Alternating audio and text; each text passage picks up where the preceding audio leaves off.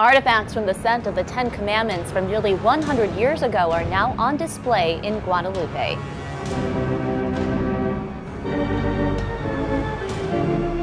We were able to get this sphinx face, but there's a lot more out there. For years, a 300-pound sphinx waited beneath the furrows of the Guadalupe-Nipomo Dunes on the California coast, its unblinking eyes peering inexplicably into the sand.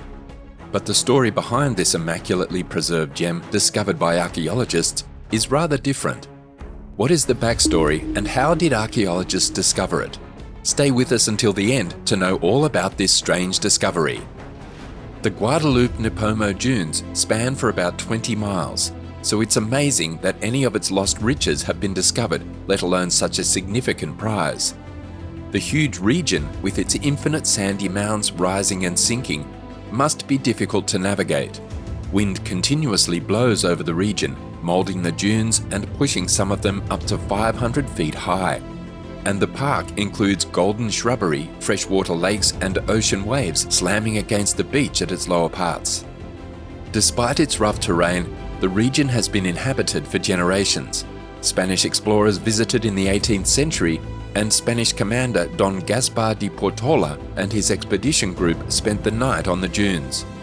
Fast forward 2 centuries, and the Guadalupe-Nipomo Dunes attracted an entirely new kind of residents, including artistic types, intellectuals, and even naturists between the 1920s and 1940s.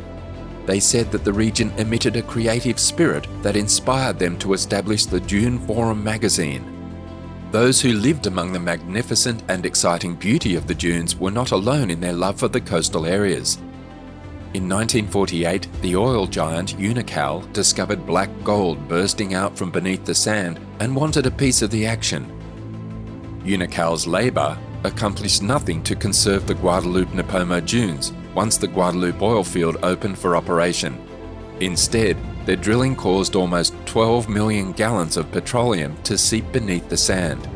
It took until 1994 for the firm to recognise the spill and begin cleaning it up. Surprisingly, these restoration efforts are still proceeding, with the cleaning anticipated to take another decade. People have undoubtedly learned that the Guadalupe-Nipomo Dunes are worth preservation as time has passed.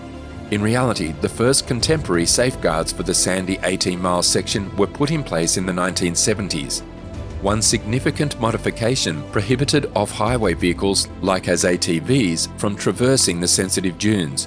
And while the Guadalupe-Nipomo Dunes may have been negatively impacted by human meddling, its natural beauty is undeniably resilient. After all, strong natural forces shaped the vast terrain. The nearby Santa Maria River brought sediment to the Pacific's edge, combining with the sand that sat there, and ocean winds whipped these materials into a sea of towering peaks. This dune building process began nearly 2 millennia ago, but the region's slopes show no sign of flattening anytime soon. Indeed, the Guadalupe-Nipomo's Muscle Rock Dune approximately reaches 500 feet in height, with its sandy summit being the highest of all the mounds. And while Muscle Rock and its adjacent dunes are treasures in their own right, they also conceal some natural beauties. At least since the early 1980s, researchers have been to extraordinary lengths to dig the dunes. Despite being nearly 6,000 miles distant from Egypt, their curious mission has been to dig up Egyptian treasures along the California beach. But those excavating in the area aren't just hoping for the best. In fact, these archaeologists have employed ground mapping to have a decent understanding of what's beneath the Guadalupe-Nipomo Dunes and where to look for it. Unfortunately, they cannot simply excavate the artifacts that show on their displays. Instead, they must consider both what they are digging up and the environment in which it is buried. Many of the objects buried beneath the Guadalupe-Nipomo Dunes were made of plaster, and after decades in the sand, they lost their rigidity and took on the consistency of squidgy blue cheese. As a result, archaeologists from Applied Earthworks Incorporated, who were in charge of the dunes excavations, chose to harden the artifacts in position before extracting them from the sands.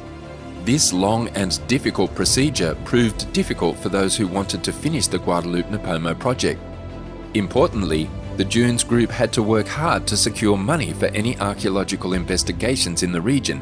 Even if nature proved to be a helpful partner, often playing straight into their hands. Sand dunes do not stay in one spot, since winds alter and modify them every day.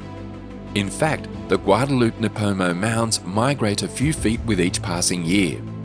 These sluggish motions might slowly but steadily uncover fragments of the treasures that the archaeologists have observed on their radars.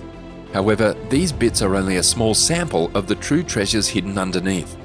In 2017, archaeologists demonstrated that when given the opportunity to dig into the dunes, even with radar imaging and previously discovered artifacts, individuals on the job site couldn't believe what they discovered.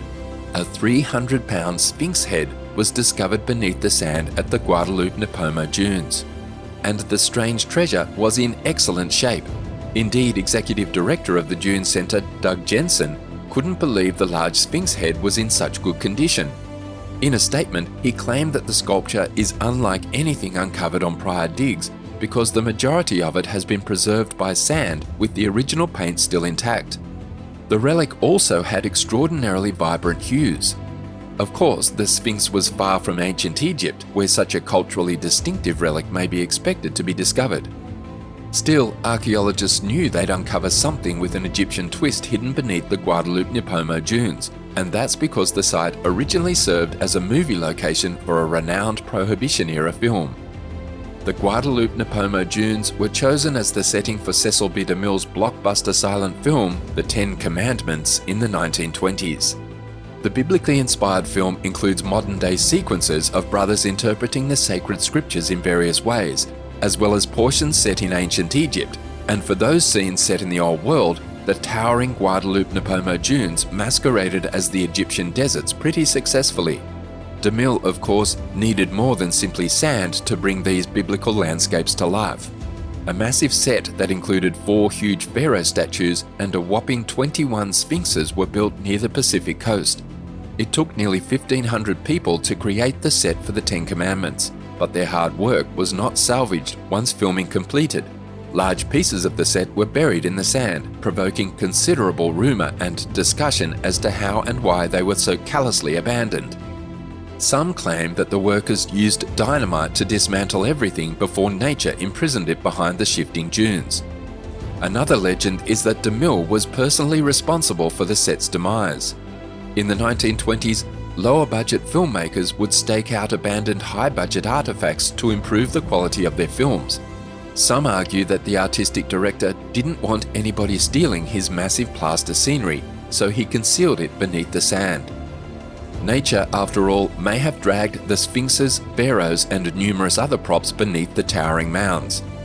As previously stated, fierce harsh winds ripped through the Guadalupe-Nipomo Dunes, carrying corrosive seawater with them. The deserted set may have simply collapsed in this harsh climate and became submerged beneath the changing hills. But whether man or nature buried the spectacular set, it would be concealed from view for 6 decades after its usage. It was then that investigator Peter BROSMAN, also a filmmaker and admirer of DeMille's work, went out to discover it. The legendary filmmaker of the Ten Commandments provided hints in his memoirs about where he shot the biblical epic. BROSMAN ultimately identified the site and ended up in the Guadalupe-Nipomo Dunes. He didn't have the funds to undertake such a large excavation, and, as previously said, the softened remnants of the movie set would need to be hardened before they could emerge from the soil. To complicate matters further, the Guadalupe-Nipomo Dunes have several safeguards in place to protect them following the devastating oil drilling and ATV joyriding of the past. It took BROSMAN several decades to obtain authorization from Santa Barbara County to delve through the sand in quest of these age-old treasures of Hollywood cinema. Even with BROSMAN determining the site of the Ten Commandments set, the excavation took years to commence. The original batch of excavations in the 1990s revealed little traces of the film that was originally shot there. For example, researchers discovered Prohibition-era liquor bottles, smoking accessories, and a slice of burnt toast preserved in the sand. The team made its first Sphinx prop-related discovery in 2012. They discovered one of the figure's heads at the time, but it shattered when they attempted to pull it from the ground. And when they attempted to collect the remainder of the statue's body, they discovered that it too had deteriorated after almost a century in the sand. That is why the discovery of a well-preserved sphinx in 2017 piqued the interest of archaeologists at the Guadalupe-Nipomo Dunes.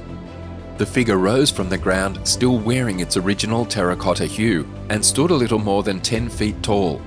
Excavators received a lucky break with the 2017 discovery.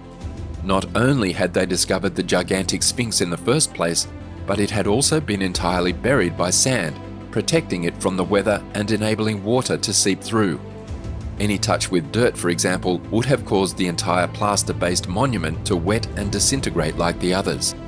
Nonetheless, the excavation crew did not take any chances in removing the second sphinx that they discovered.